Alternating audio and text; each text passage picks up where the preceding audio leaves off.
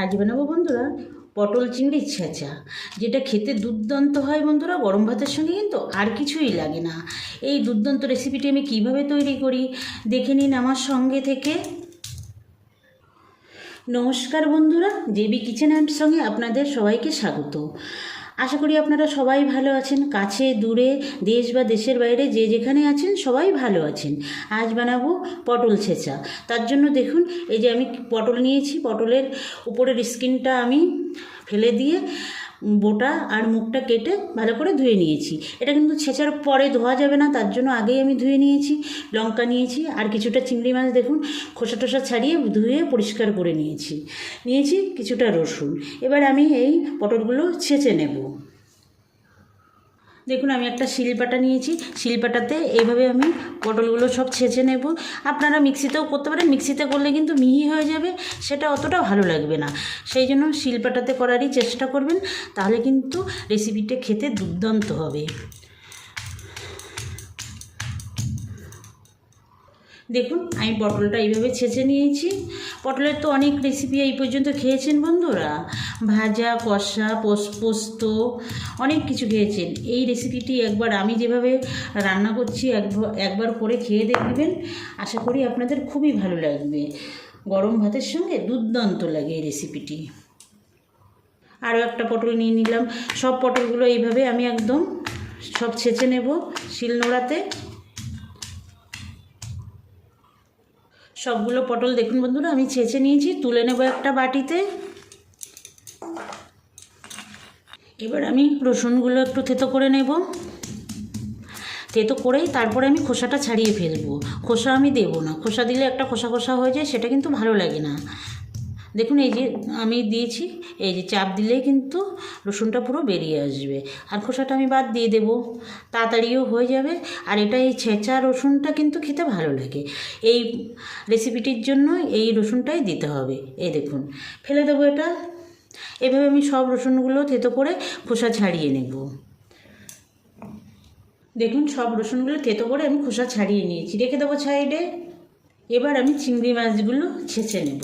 এটা কিন্তু বাটবো না বন্ধুরা, দেখুন এইভাবে একটু ছেঁচে নিতে হবে, তবে কিন্তু খেতে ভালো লাগবে বেশি। একদম মিহি করে বেটে নিলে সেটা কিন্তু অতটাও ভালো লাগবে না।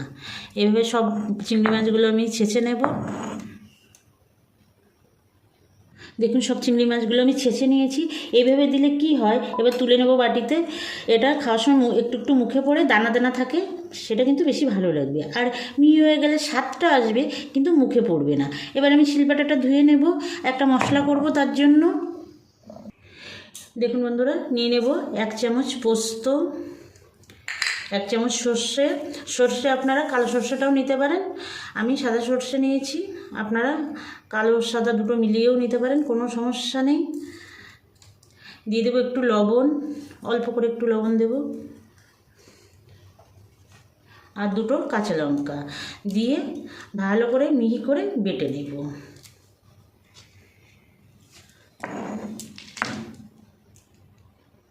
বাটা হয়ে গেছে, দেখুন তুলে নেব।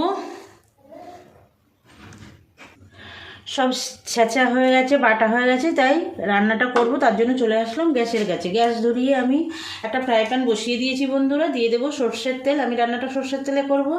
এইসব রান্না কিন্তু সর্ষের তেলেই বেশি ভালো লাগে বন্ধুরা। আপনারা যদি একান্তই সর্ষের তেল না খান, সেক্ষেত্রে আপনারা আপনাদের পছন্দ মতো তেল দিতে পারেন, কোনো সমস্যা নেই। এই মুহূর্তে যে সকল বন্ধুরা আমার ভিডিওটা দেখছেন, সবাইকে জানাই অসংখ্য ধন্যবাদ। নতুন কিংবা পুরনো আমার সঙ্গে থাকবেন। পুরনো বন্ধুরা যেমন আছেন, আর নতুন বন্ধুদের কাছে অনুরোধ রইল আমার চ্যানেলটা সাবস্ক্রাইব করে আমার সঙ্গে থাকবেন। বেল আইকনটা প্রেস করে রাখবেন, যখনই নতুন কোনো রান্নার ভিডিও আপলোড করব আপনাদের কাছে নোটিফিকেশান চলে যাবে, আপনারা আপনাদের সময় মতো দেখে নিতে পারবেন। আর পুরনো বন্ধুদের ভালোবাসা পেয়ে সত্যি আমি খুব খুশি। আপনারা এরকম আমাকে ভালোবাসা দেবেন, আর আমার ভিডিওগুলো দেখবেন, লাইক কমেন্ট করবেন, আর ভালো লাগলে বন্ধু বান্ধব আত্মীয় স্বজনের কাছে একটু শেয়ার করে দেবেন। তেলটা দেখুন গরম হয়ে গেছে।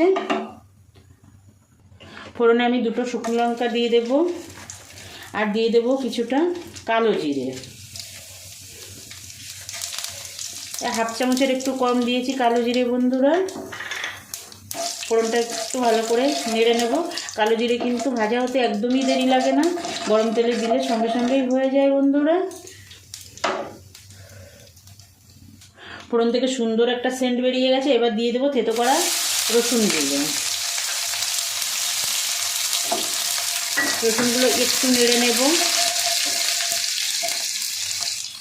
দেখুন রসুনগুলো হালকা কালার ধরেছে। এবার আমি দিয়ে দেবো একটা পেঁয়াজ কুচিয়ে রেখেছি, সেটা দিয়ে দেবো। এটা দিয়েও একটু ভেজে নেব।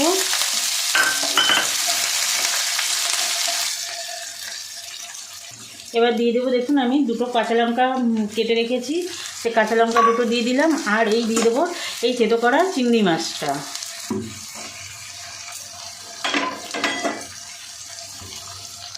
একটু লবণ দিয়ে দেব চিংড়ি মাছের উপরে।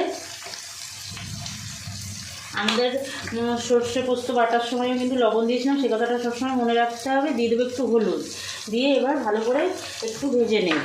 যেহেতু চিংড়ি মাছটা কাঁচা, এই জন্য একটু ভেজে নিতে হবে। আর এই পেঁয়াজ রসুনের সঙ্গে ভাজলে কিন্তু এই চিংড়ি মাছের স্বাদটা আরও অনেক বেড়ে যাবে।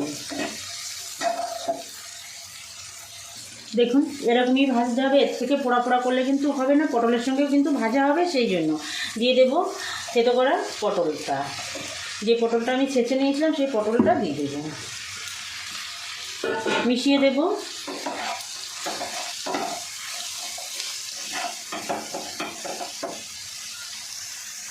দিয়ে দেবো একটু হলুদ গুঁড়ো, দিয়ে দেবো হাফ চামচেরও কম একটু লঙ্কা গুঁড়ো। আপনারা এটা স্কিপও করতে পারেন, আবার বাড়িয়েও দিতে পারেন, আপনারা আপনাদের পছন্দ মতো দেবেন বন্ধুরা। মিশিয়ে নেব। লবণটা আমি এখন আর ব্যবহার করব না, কারণ সর্ষে পোস্তের মধ্যেও লবণ আছে আর চিংড়ি মাছ ভাজার সময় লবণ দিয়েছি, সেই জন্য আমি লবণটা আর ব্যবহার করব না। মিডিয়াম আছে, এটা ঢাকা দিয়ে আমি 2 মিনিট আগে রান্না করে নেব। দেখুন বন্ধুরা কত সুন্দর দেখতে হয়েছে, আর এত সুন্দর সেন্ট বেরোচ্ছে না বন্ধুরা, আপনাদের তো আমি সেটা মানে আপনাদের সঙ্গে ভাগ করতে পারবো না। আমি দিয়ে দেবো বেটে রাখা সর্ষে পোস্ত আর কাঁচা লঙ্কা, আর এর সঙ্গে তো লবণও আছে। বাটিটা ধুয়ে সামান্য একটু জল দেব, আমি কিন্তু কোনো জলের ব্যবহার করিনি এখনো পর্যন্ত। দেখুন বন্ধুরা এইটুকু জল দেব, দিয়ে এটা এর সঙ্গে মিশিয়ে দেব। এটা আগে দেওয়া যাবে না, পরেই দিতে হবে, দিলেই কিন্তু বেশি স্বাদটা আসবে। গরম ভাতের সঙ্গে আর কিছুরই দরকার হয় না, এতটাই টেস্টি হয় বন্ধুরা। দিয়ে দেবো 2টো কাঁচা লঙ্কা।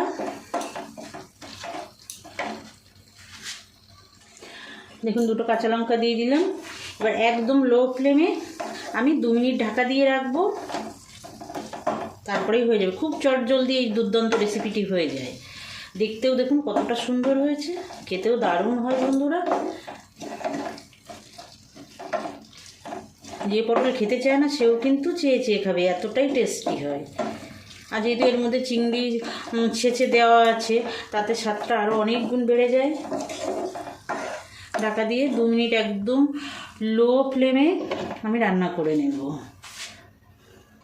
দেখুন বন্ধুরা 2 মিনিট আমি লো ফ্লেমে রান্না করে নিয়েছি। এবার আমি মিডিয়াম ফ্লেমে আরও 2 মিনিট রান্না করে নেব, তারপরে হয়ে যাবে দুর্দান্ত এই রেসিপিটি। দেখতে দেখেছেন কতটা দুর্দান্ত হয়েছে। পুরো দেখুন তেল ছেড়ে দিয়েছে। এবার আমি গ্যাসটা অফ করে দিয়ে নামিয়ে নেব। নামানোর জন্য একটা পাত্র নিলাম, দেখুন এর মধ্যে আমি নামিয়ে নেব। দুর্দান্ত এই রেসিপিটি বানানোর অনুরোধ রইল বন্ধুরা আপনাদের কাছে, একবার বানিয়ে খেয়ে দেখবেন। যে পটল একদমই পছন্দ করে না সেও কিন্তু পছন্দ করে খাবে বন্ধুরা। গরম ভাতে আর কিছুই লাগে না। আজ তাহলে এই পর্যন্ত থাক, আবার দেখা হবে নতুন কোনো রান্নার সঙ্গে নতুন কোনো দিনে। ভালো থাকবেন সবাই।